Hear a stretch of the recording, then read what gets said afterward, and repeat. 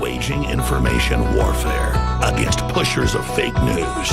It's David Knight. Yeah, I've been talking the last couple of segments about President Xi. And this guy is, well, let's just call him 11. I have a hard time calling him Xi. But, he is assuming dictatorial powers. He is creating titles for himself that are bigger than life.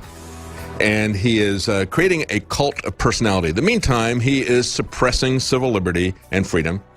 He is oppressing people who engage in free speech. And we're going to be talking in the next half hour about how Democrats here in this country want to do the same thing. But the whole thing about the cult of personality, the whole thing about Mao that he created, and they still worship him as God in that country. I talked about how they've got the massive banners up and they're still selling his little red book and so forth. But government as God, that is the central theme of the Communist Party. They don't like to have any competition in the God category. So they want to create this leadership cult where they are God. And I want to play for you a clip from President Trump in marked contrast to that kind of mindset that we get from President Xi, that we get from the Democrats who want to control free speech here in this country. Government is not God. And when President Trump was speaking to the Heritage Foundation in Washington, D.C., he had a great excerpt from that, recognizing freedom, recognizing the source of our freedom, and it doesn't come from government. It comes from God. Here's what he had to say. Your organization is named the Heritage Foundation because you understand that our glorious heritage is the foundation of everything we hope to achieve. You understand that human progress must be built upon a firm foundation of timeless truths. These truths are immortalized in our founding documents. And the most important truth our founders understood was this: freedom is not a gift from government. Freedom is a gift from God.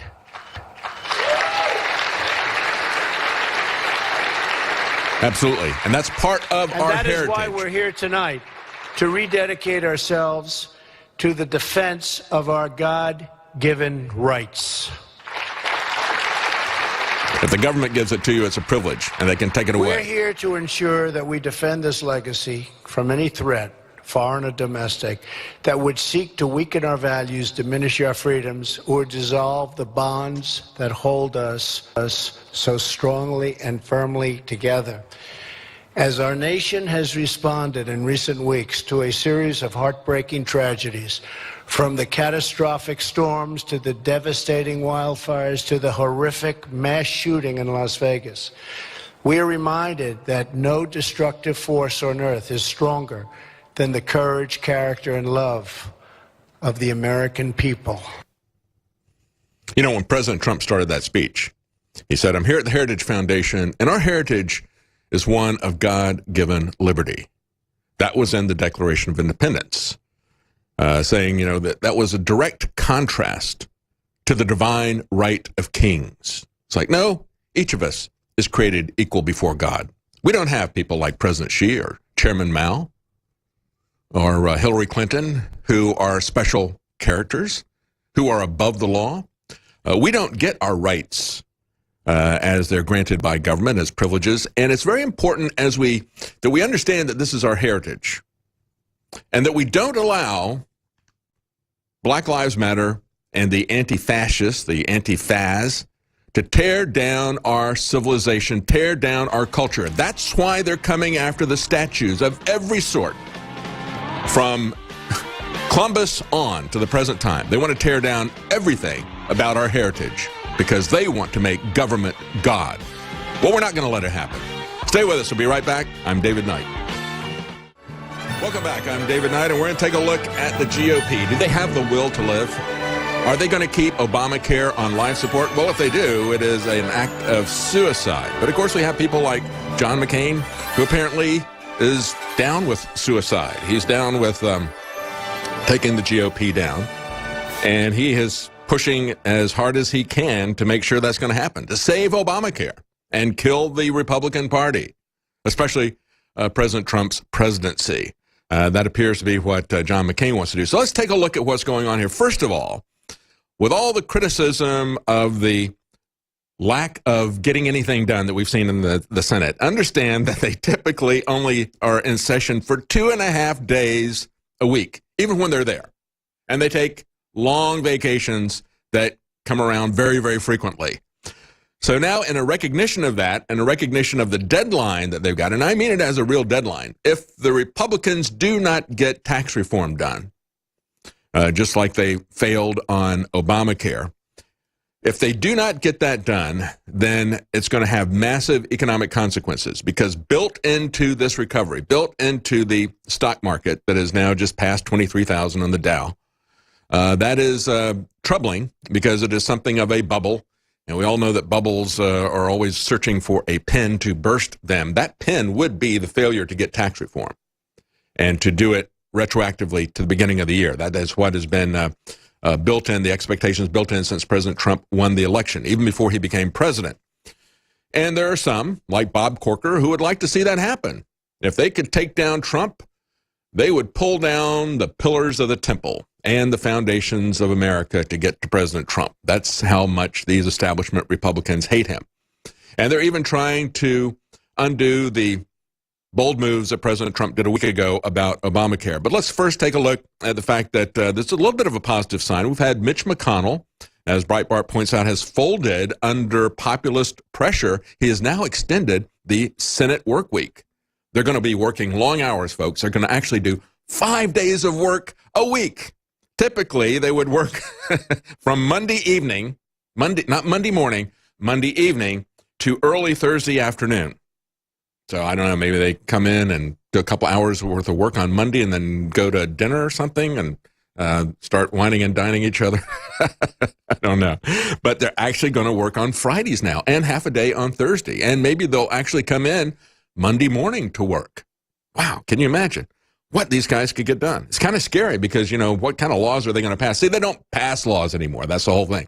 They've taken this easy schedule because, for the most part, we'll just sit here and do nothing unless there's a crisis. And then we'll come in as the saviors. But we'll pass all the regulations, all the law creation. We'll pass that to the bureaucracies. We'll let the bureaucracies write the law. Because, the bureaucracies, they can crank out 80,000 pages of new laws every year. They could never do that.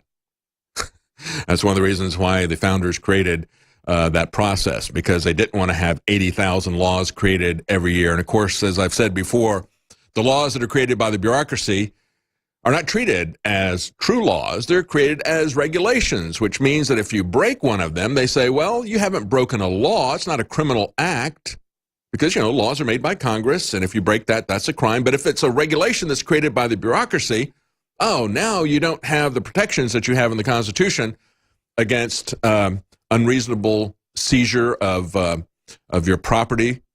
So we can do civil asset forfeiture. We can do all these things. We don't have to find you guilty. We can just take your property. And there's no presumption of innocence. And there's no prohibition against excessive fines because you haven't broken a law. You've just violated a regulation. So that's the way they have been operating. And that's why they only come in 2.5 days a week when they come in. But things have to change because they do have to do the budget. That is one thing that they still haven't figured out how they can push that off onto the swamp to get done. So now they're going to actually work till Friday. Amazing. And they might even come in early on Monday. So he's gotten a little bit of a message, Mitch McConnell has. And they are poised for crucial votes that are related to the tax reform measures, reports Reuters. They say the Senate and the House of Representatives must agree on a fiscal year 2018 budget resolution for Republicans to meet the goal of enacting a tax bill and sending it to Trump for his signature by the end of the year. So the pressure is on. Meanwhile, there's been a lot of back and forth about what's going on with Obamacare. As I said before, President Trump took 2 bold moves last week. He said, all right, the Congress, Senate isn't going to do anything. They promised they were going to do something about Obamacare, but they're not going to do it. So I'll do something about it. First of all, I will add more competition across state lines. That was a positive thing. He did that with Rand Paul. Then the other part of it was what Jerome Corsi has been talking about all year, and that is to stop the illegal, fraudulent, unconstitutional funding of Obamacare that was struck down by a judge. And now we've got 18 attorneys general suing because a judge shut that down. I mean, that's the absurd situation that we're in right now. So there were questions because Lamar Alexander was saying, well, I've got the authority. This is a establishment Republican, Lamar Alexander from Tennessee. He says, I have a compromise here, and I've got the approval of President Trump. Well, not so much, actually. And, of course, the Congress is not going to go along with this either, the House. A White House official said Wednesday night that any deal on Obamacare relief, anything that's coming out of the Senate, would have to have relief from Obamacare's individual mandate, which requires that people have health insurance. The mandate is a central component of Obamacare, socialist control of medicine. You have to have mandates because they know that you won't choose it voluntarily. So they have to hold a gun to your head and tell you what to do. It's central planning of your health care, which is why it is destined to fail. It is a communist system. It is changing insurance to entitlement. And once you change health care to an entitlement, now you're on the road to total socialized medicine. The current bipartisan health care proposal between Senators Lamar Alexander, Republican, and Patty Murray, Democrat from Washington, is all but dead at the moment, given opposition from Trump and many Republican lawmakers.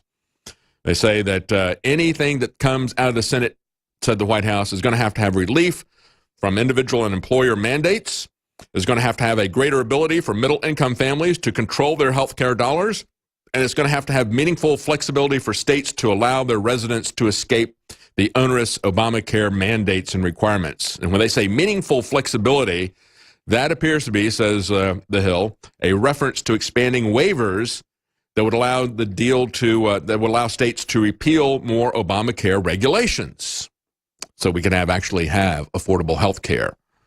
And so the Senate deal is essentially dead on arrival. Paul Ryan has said that nothing is going to happen with it. So even if they put this thing together and move it forward, absolutely nothing is going to happen on that. We still are concerned, however, about DACA, Deferred Action for Childhood Arrivals. Are they going to be legalized? Are they going to get amnesty? Because that's what legalization means. Even if you say you're not going to make them citizens, you're still legalizing it. And when we have a welfare system, that is a magnet. And the other side of that magnet, the other pole of that magnet, is to know that once you come in to get the welfare services, or even to get a job, that you're not going to be thrown out, because we're going to eventually do amnesty. And we've been doing that for the last 30 years. We did it under Ronald Reagan. He said, we got millions of people who came here illegally. They've been here illegally for a number of years. Yeah, they're foreign citizens, and they thumb their noses at our laws, but we don't want to throw them out. And now that's what they're doing with DACA. And so we're not going to have two different classes of citizens. Eventually, what's going to happen is you're going to legalize them. You're going to give them voting rights. And then once they're made full citizens and they have voting rights, they're going to not only vote for Democrats, but they're going to have chain immigration. They're going to bring their relatives in as well. So what this is, just understand that DACA is an extension of the Anchor Baby fiction, because Anchor Baby is a fiction. That is not the way that citizenship is passed on, just happening to be on soil. Now we have, as we ramp up the welfare status, we now have a judge ordering the Trump administration to give abortions to illegals who come here. Wait a minute, I thought we were supposed to be concerned about children. I thought we were supposed to be concerned about children who had no control over what their parents were doing to them. Isn't that what happens with abortions? Oh, but that's okay. The Obama-appointed judge says, you better do it, Trump, or I'll hold you in contempt. We talked about communist suppression in communist China. President Xi, as he's creating a cult of personality, as he's shutting down all opposition, both in his country and in the city of Hong Kong. They call it a separate autonomous region, but it's not going to be separate and autonomous much longer. They keep enacting their controls. So we're going to talk a little bit about what's going on in our country. I played at the top of the hour President Trump saying, our freedom is a gift from God. That is our heritage. Well, that heritage is being torn down by the communist activists in this country, just as the communists in other countries have always torn down freedom, have always torn down the heritage of a country, their culture, their religion. It must be destroyed so they can establish themselves as God. I'm David Knight. We're going to take a quick look at free speech in just a moment. I want to real quickly remind you of some of the sales that we have at InfoWarsStore.com. We have 50% off BrainForce Plus. That's not going to last much longer. The deepest discount we've ever had off of the popular nootropic. It is my favorite supplement that we have here. I would call it Brain Focus. 50% off of BrainForce Plus. Also, we have discounts on Survival Shield X2 Nascent Iodine, 40% off. BioTrue Selenium, 40% off. And Secret 12, our vitamin B12 formulation, that is also 40% off. And you can get all Emmerich's Essential Packs. This is the entire line of GMO-free, all organic household products. You can get everything at Emmerich's Essentials, 50% off. And finally, you can get 20% off of InfoWars Wake Up America coffee. I love the taste of Wake Up America coffee, and everybody here in the early morning crew does. You can get 20% off by entering the code WAKEUP at checkout. That's 20% off InfoWars Wake Up America with the code WAKEUP. We made it easy for you to remember at checkout. So check that out, and I think you'll like that coffee as well. Let's talk about, well, before we get to free speech, let me finish up with what I was talking about just before we went to break, about this judge who was appointed by, guess who? Barack Obama. The judge's name is U.S. District Judge Tanya Chutkan of the U.S. District Court for the District of Criminals. She has ordered that the U.S. government pay for, actually I should say that the U.S. taxpayers pay for the 17-year-old pregnant teenager who came here illegally. A foreign citizen here illegally can get a taxpayer-paid abortion. Attorneys general from 8 U.S. states have filed an amicus brief. They did this on Tuesday, saying that an illegal alien does not have a right to an abortion, especially not a right to taxpayer-funded abortion. We continue to use the welfare state, free abortions, free educations, free this, free that, and that is a magnet. That's going to pull people in regardless of how big the wall is. If you got a magnet like that, it is going to suck people across the border. Just like if you have unlimited amounts of money in Washington, D.C., it is going to be a big magnet for criminals of all sorts to come into Washington, D.C., to run for office or to become lobbyists or to bribe these crooks who are already there. I mean, the only way that you're going to have election reform, you're not going to be able to do it by having extra controls and extra monitors. You've got to get the money out of Washington, the power out of Washington, because as long as you've got the money and power there and the kind of critical mass that we have, it is like a giant black hole, and it's going to suck every criminal on the planet there in one way or the other. I mean, that's essentially what we're seeing with what's now been exposed. The depth of the corruption, the fraud, the bribery, the money laundering that Hillary Clinton, Eric Holder, Timothy Geithner, the Obama administration, Justice Department, the FBI in general, they were all involved. All these people who are investigating President Trump for the Russian collusion, they were all colluding with Vladimir Putin, getting kickbacks in foreign countries so that they could do a sweetheart deal so they could get control of 20% of the uranium. And, of course, we knew some elements of that, but now it is deeply documented. We have now can see these devils in the details that have bbeen released. But let's go back to this abortion case again, because that's the other part of it. When you create magnets to pull in certain, you got money and power in Washington, you're going to pull in the criminals. You got welfare, you're going to pull in poor people from other parts of the world. And you tell them also, by the way, you get here, we're not going to throw you out. We don't have the heart to throw you out. Even after we've given you a free education at taxpayer expense, even though we have shut down the American dream or severely restricted it, the American dream of owning a home by raising property taxes to build entire schools that are filled with people who came here illegally. Don't worry about that. We're just going to let you stay. We're not even going to say, we gave you free education. Is that enough? Go home to your country. But they use the argument that these people were brought here by their parents. And oh, by the way, they say that this judge threatens the Trump administration, saying if you don't give them an abortion, if you don't give these foreign citizens who are here illegally an abortion, I'm going to find you in contempt. Well, do it. Do it. What authority does she have to punish President Trump or anybody in the Trump administration? Let her find them guilty of contempt. It was Andrew Jackson who found the Supreme Court. He had contempt for the Supreme Court. He said, "Oh, they made their ruling. They've made their order. Let's see them enforce it." I think President Trump, at some point, he's got to stop letting these activist Democrat judges shut down everything that he does and make these mandates on him and on the American people. That's the important thing. You can't allow this to continue. We have to have a way to get rid of these judges. We cannot allow these appointments, these political appointments. They are political. All these judges, all the way up to the Supreme Court, they are political. They should not be such a thing as a lifetime appointment. It should be very easy for these people to be impeached or removed. And removed for cause. We've got a lot of causes to remove these people. So anyway, this judge rules that the teenager, despite her legal status of being a foreign citizen, has constitutional rights to get welfare. Well, first of all, there's no constitutional right to welfare. And she's not a citizen. And what about the fact, as they say, you can't send these kids, these DACA kids, back because they're just victims of what their parents did? What about the baby? What about the baby that was brought here by her mother, who brought this unborn baby here?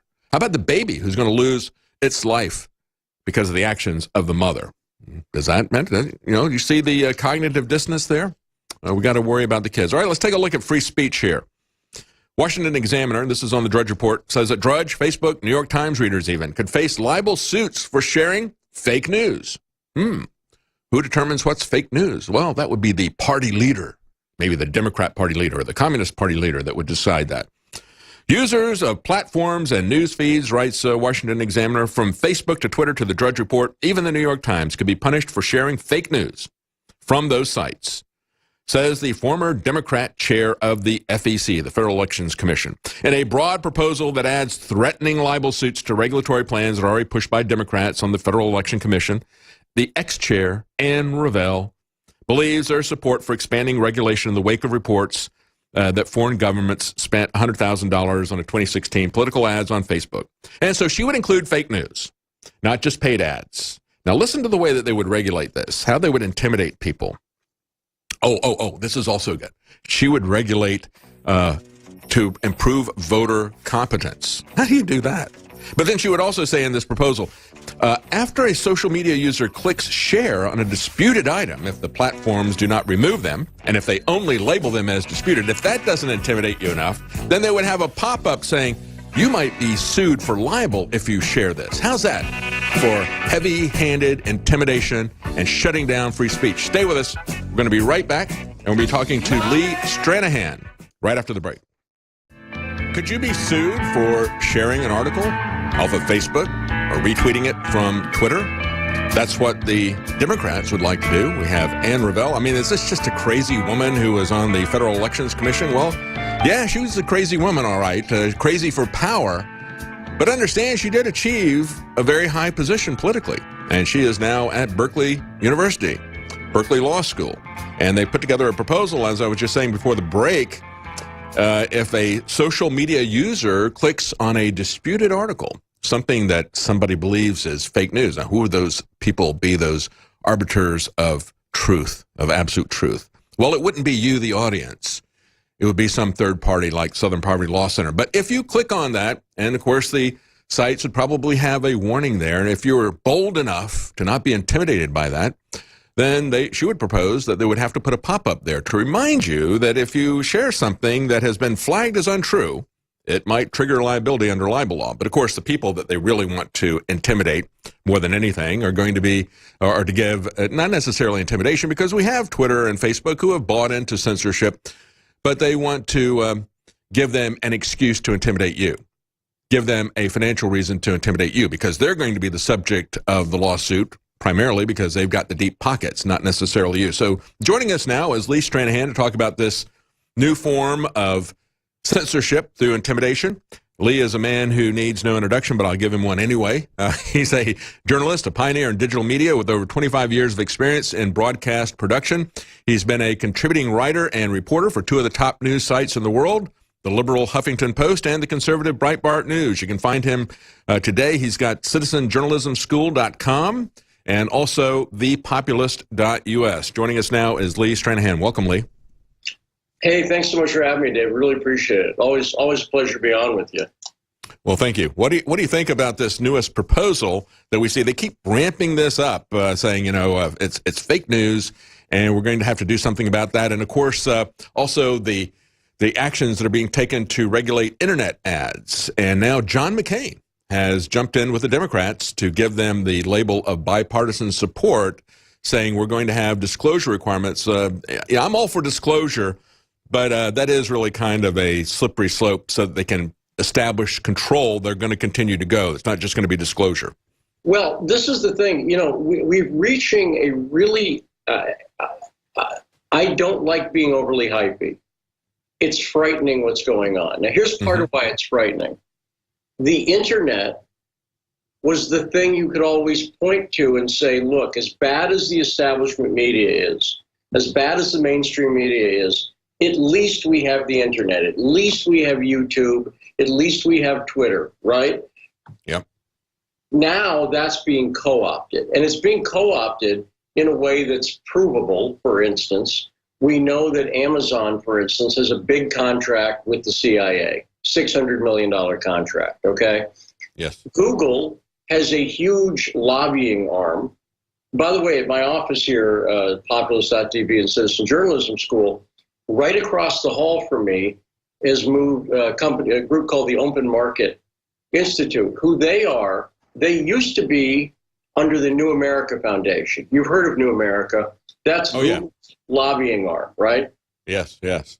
They also promoted the whole idea that we're going to have a North American Union. It was a couple of years ago that they were writing pieces. We need to have a North American Union passport. And it's like, hey, you always called us conspiracy theorists for saying that they're pushing for a North American Union, not just a NAFTA agreement. And then they come out and call for a North American passport. I mean, that's the same people that you're talking about there that are attached to Google.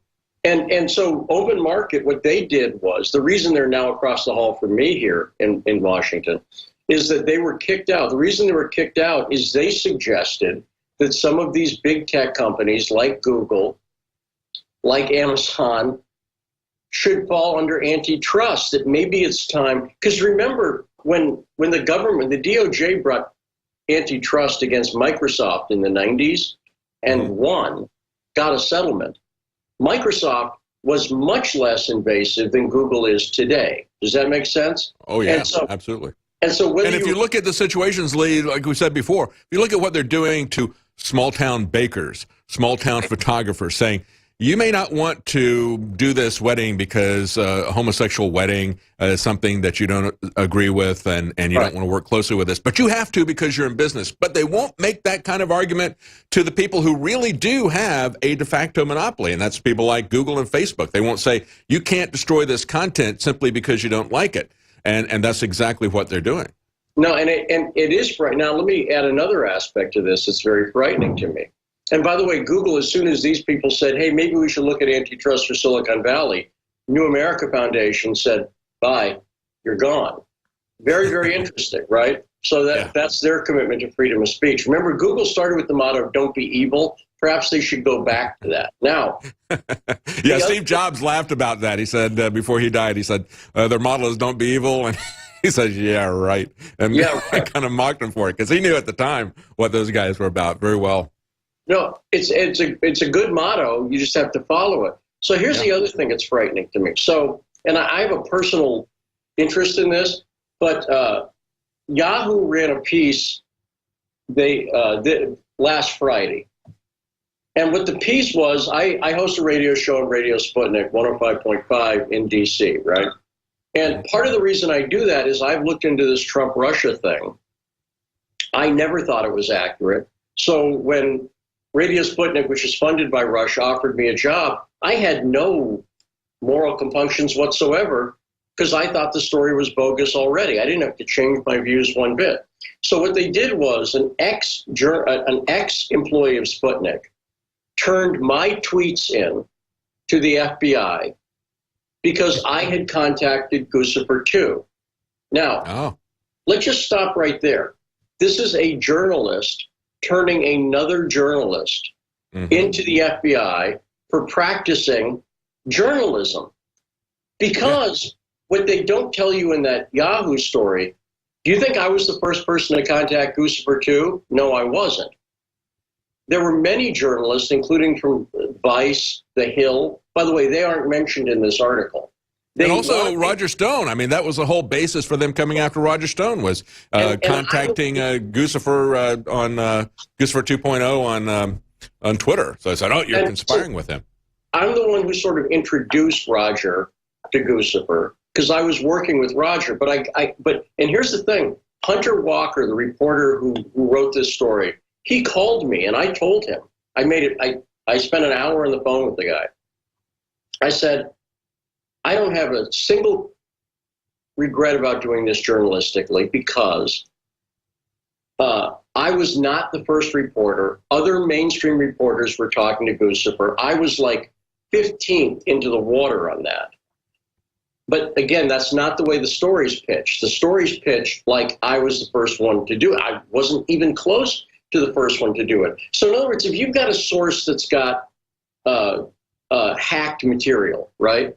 I understand that there's a little bit of a journalistic question. Do I deal with this person or not? But once the mainstream's in, I was reporting for Breitbart at the time. Why can't do you see what I'm saying? In other words, oh yeah, they're trying to do the same thing with Assange, saying that it's a hostile state actor, and so we got all that censorship that is coming down the line against WikiLeaks and Julian Assange as well. That's right, and you have by the way, you have the same journalistic issue with people like Richard Spencer, who's white nationalist, whatever, right? But you know where Richard Spencer gets interviewed? Everywhere, right? Yeah. Everywhere. NPR's interviewed him a number of times. But of course, if I were to interview him at Breitbart, they'd say, "Oh, look, it's I'm no longer at Breitbart." But you see what I'm saying? Oh yeah, they would impute all of his philosophies to you, even though you're just interviewing him. So you're part of the white supremacist movement if you just talk to this guy. We got to take a quick break, Lee. We're going to be right back. We're talking to Lee Stranahan. You can find him at citizenjournalismschool.com, also at thepopulist.us. We'll be right back with Lee Stranahan. I'm talking to Lee Stranahan. This is David Knight, and we've been talking about media censorship, the new, I guess, the environment that we'd say, and we've seen some troubling things from both the left and the right. As Julian Assange has pointed out, the demonetizing of people on YouTube says that's a form of economic censorship. They do that on YouTube. They also block ads going both directions, prevent some websites from accepting ads, prevent others from pushing their ads out. And of course, we've seen another level of that, and that is media attacks on our products that we sell. So we see all these different aspects of economic censorship, but that's not limited just to that. There's a whole spectrum of attacks on the free market, and they're coming from the left and the right, people reaching out in frustration because they're not winning that. So I want to go back to Lee in just one moment, but as we're talking about economic censorship, we've got some sales here at InfoWarsStore.com. This is what funds our operation. That's why they attack us. That's why they try to block the ads for supplements that we sell. I mean, they'll try to block ads about water filters. That's how desperate these people are. But we have some sales that we have put in to thank you for supporting us. One of those is BrainForce Plus. That's going to be ending at the end of the week. 50% off, the deepest discount we've ever had on BrainForce Plus. Also, some other sales that are going to be ending at the end of the week. Survival Shield X2 Nascent Iodine, 40% off. BioTruth Selenium, 40% off. And Secret 12, that's our vitamin B12 formula. That is also 40% off. We have Alt Emmerich's Essentials, 50% off. And that's our entire line of household products that are non-GMO, totally organic. That's 50% off. You can find the Emmerich's Essentials at InfoWarsStore.com. And finally, we have 20% off InfoWars Wake Up America Coffee. Just enter the code WAKEUP at checkout to get 20% off InfoWars Wake Up America Coffee in either the Patriot or the Immune Support blends. Lee, when we look at this, it was earlier, I guess it was about the middle of last week. We had the statements that were made by Rush where he criticized Trump for using his bully pulpit. He's like, just get out of this issue. Stop talking about this. Trump has a right in his bully pulpit. Presidents have always had a bully pulpit. He has a free speech power, even as he is president, to criticize things that he disagrees with. But then he came back in and said, no, I think, this fake news, after some lies were told about him, he got really angry.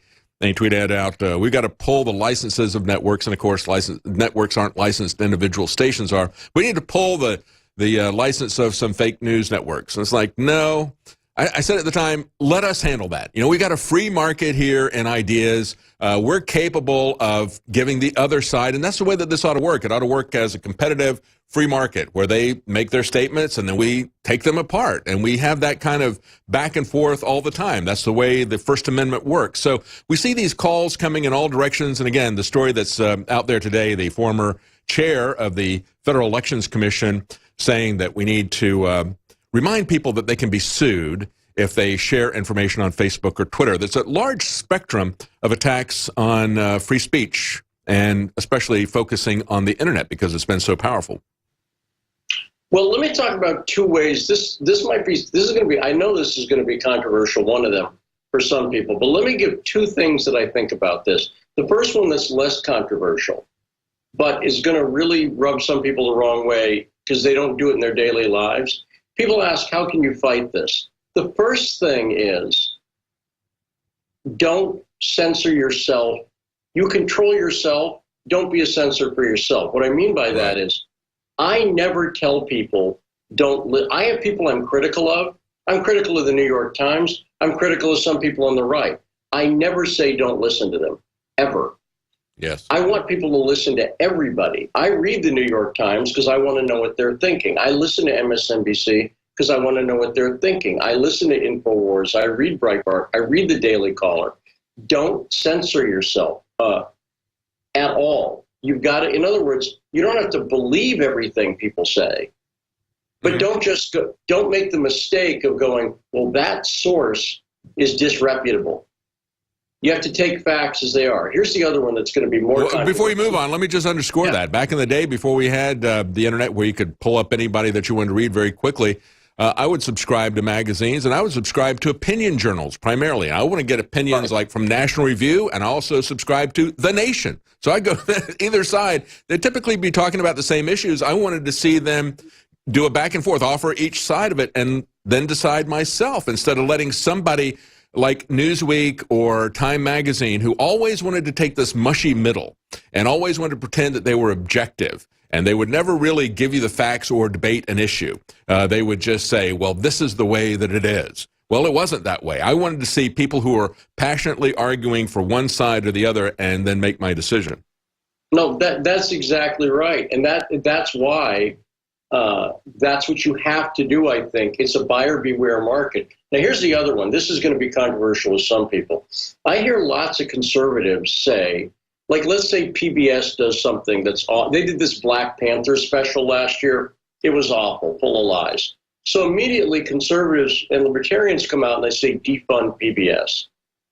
Let me give an alternative thing. Don't defund them. Get your views on them. In other words, they have a set of rules about ethics and documentaries. That PBS documentary on the Black Panther violated the rules. So my argument, now, by the way, there's two reasons. Number one, you're never going to actually defund them. We're a long way off from that, because as soon as you try to defund them, people bring up Big Bird. But the second part is, do you think that by defunding them, you're going to stop the ideas? No, they're just going to move over to Netflix, or Soros will just put more funding into PBS. While PBS is still publicly funded, demand what they should be doing. I'm not saying to PBS, don't put any leftist views on. I'm saying put some non-leftist views on. Do you see what I'm getting at here, David? Oh, yeah, I understand. And in the past, they've used William F. Buckley, they put on some token stuff. But, yeah, it really, the problem is that when we get a fairness type doctrine like that, it never really works that way. As a matter of fact, we're going the other direction. Instead of, getting rid of NPR, what they're doing is they repeal the Smith-Mundt Act, which allowed Voice of America and Radio Free Europe and everything to start propagandizing Americans. So they've actually accelerated it going in the other direction. I don't want the government telling me anything at all, but, of course, as you point out, they're going to do it one way or the other. That's right. And privately, I'll tell you, I wrote a story at Breitbart last year about that PBS special. And then I talked to the ombudsman, which PBS has. He told me, and he wrote an article about it. He said he got a ton of response on it. Do you know what a ton of response was? About 30 phone calls, David. I want you to think about that. I specifically put the phone number for the ombudsman in the article because I want people to be, I'm in favor of journalism, but I'm also in favor of activism, right? Unlike the traditional media, I don't pretend that I'm not an activist as well, because I am. I think if you're just a journalist observing the world falling apart and not doing anything about it, you're part of the problem, right? But absolutely. But I want you to think about that, David. 30 phone calls was a lot. So what I'm saying is people actually have more power than they think on these issues. And if they would exercise the power and say, look, I'm a taxpayer, I'm funding you too. If you want to put something out that's propaganda for the left, okay, I can't stop you. But why don't you put something out that shows the right perspective on abortion rates in America or whatever? I just name anything, right? Any issue that the media is only presenting one side on, ask for the other side. And I really do believe this is important, and it's something people can start doing. Start to shift your tactics a little bit.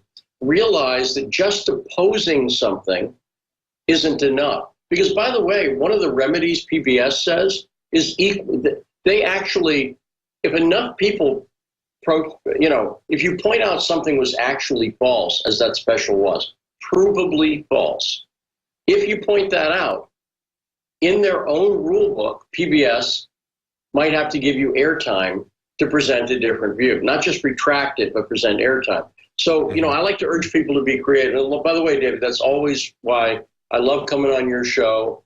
I appreciate the real reason. I'm not going to blow smoke too much because I'm on the show already, but you know this. That's one of the reasons I really admire what you and the whole crew here at Real News do. I think you present a lot of ideas that are really important for people to hear, and I always love being on the show.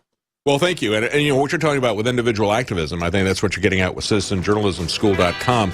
And the key thing is, you're talking about 30 comments that was really a big issue to them. I've seen that with the homeschooling issue. I saw homeschoolers get active when legislation was proposed, and you really can make a difference. It's very important to have social media because it's like committees of correspondence to talk to each other, but also make your grievances known to the government. That's part of your First Amendment as well. Thank you for joining us. Lee Stranahan, citizenjournalismschool.com and thepopulist.us. I'm David Knight. We'll be right back.